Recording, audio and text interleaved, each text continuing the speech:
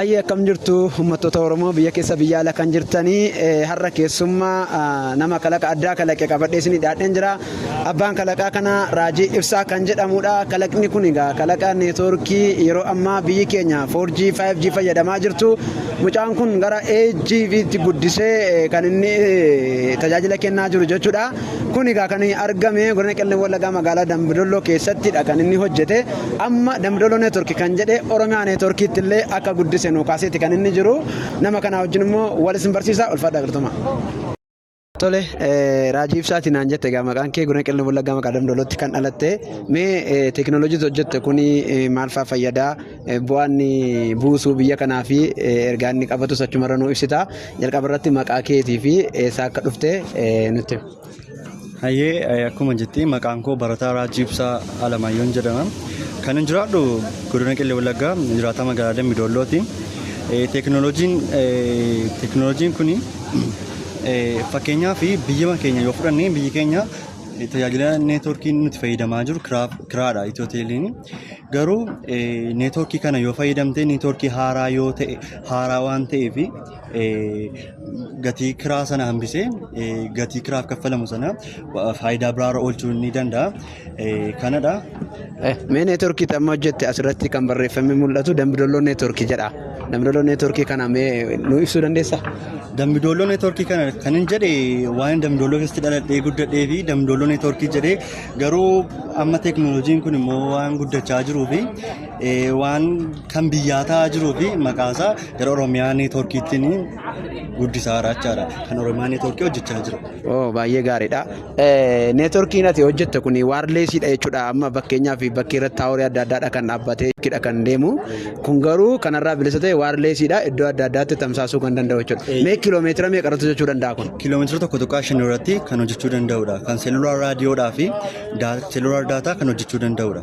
Kiiloomeetira 1.5 irratti. Kiiloomeetira 1.5 irratti hojjechuu danda'a jechuudha. Kun cheekaap ta'eera? Eeyyee ta'eera. Ta'eera jechuudha. Faaktiin ta'eera jechuudha. Eeyyee ta'eera.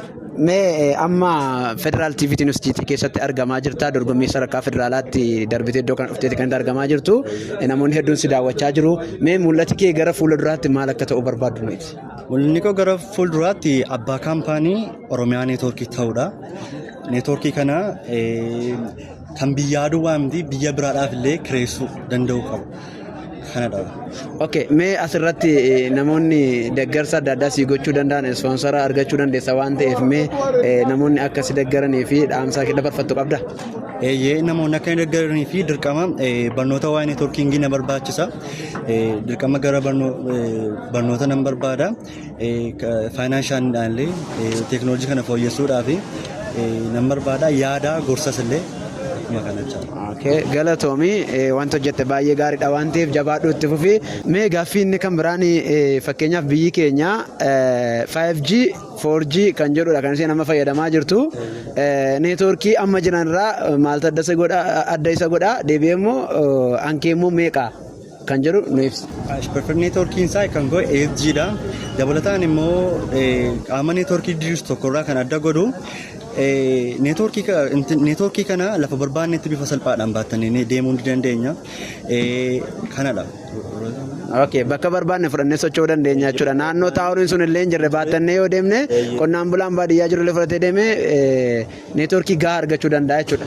Kanaaf kan kee 4G bira darbee 5G bira darbee 8G dha jechuudha. Eeyyama 8G. Okay, baay'ee galatoomii. Waan mucaan kun hojjete egaa waan ajaa'ibsiisaadha. Biyya keenyaaf illee bu'aa qaba. Neetwoorkiin amma biyya keenya keessatti diriiree jiru kun taaworiidhaan kan deemu shiboodhaan kan diriirudha. Amma garuu bifa salphaa ta'een waarleesii ta'ee qonnaan bultoonni keenya gara baadiyyaatti fudhatee deemuudhaan kiiloomeetira 1.5 irratti neetwoorkii gahaa argachuu kan danda'anidha. Kun egaa baay'ee kan na dinqifachiisedha waan ta'eef hordoftoonni asirraan nu ilaalaa jirtan illee nama kana wajjin wal bara. Namni kun nama deeggaramuu qabudha, nama jajjabaachuu qabudha, nama sincina dhaabachuu qabdanidha. Ijoollee akkasii barbaannee baasuu qabna, waliin jajjabeessuu qabna. Asirratti finnee ispoonsara namoota deeggarsa gochuuf barbaadan illee wajjin wal agarsiisuudhaani uummanni kun sagalee ta'uufii qaba.